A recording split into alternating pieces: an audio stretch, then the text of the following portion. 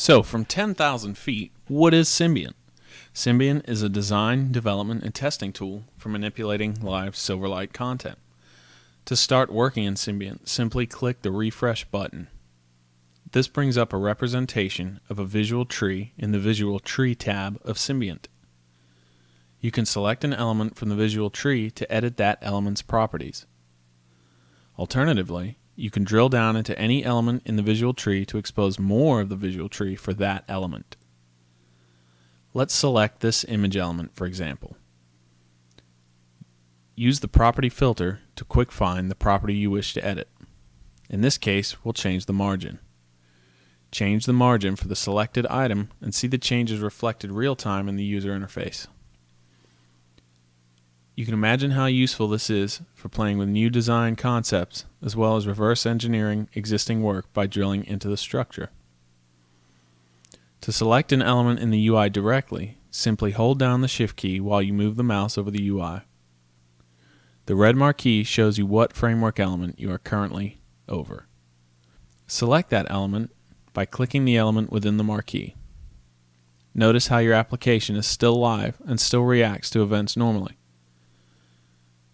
The logical tree toggle allows you to force Symbiant to only recognize elements that inherit the control class. Try it by selecting UI Elements mode and then shift mousing over the UI. Notice that only true control elements are selectable. This is useful when trying to select elements in a less granular fashion. To walk backwards up the visual tree from a selected element, use the up arrow. When working with images in Symbiant, the default image editor allows you to select any other image from source. You can set the source for any image dynamically at runtime using Symbiant. As you work, you may wish to hide the marquee so you can see the full effect of your changes. To hide the marquee, use the marquee toggle button. Symbiant's custom slider control is designed to give you the freedom to manipulate numeric values without having to dive into dialogues or menuing. If the min or max values of the slider are not adequate for the property you are working on, simply expand the slider min-max editor. Once the slider is expanded, use the mini sliders to set the min and max values. One of the most powerful and unique features of Symbiant is the Visual Tree Graph, or VTG.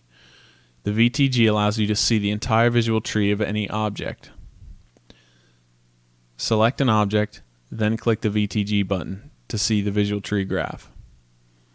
Pan and zoom using the control panel to the top left. If you're having trouble seeing the VTG, throw up a scrim between the VTG and your work to make it easier to focus on the graph. Last but not least, if you're still having trouble, try clicking on the Guidance button and work your way through the different guidance tabs using the Guidance Navigator. This concludes our short presentation. It just scratches the surface, but we hope you've enjoyed and we hope you'll go out and try the tool. Please check out the forum at eStringSoftware.com/forum.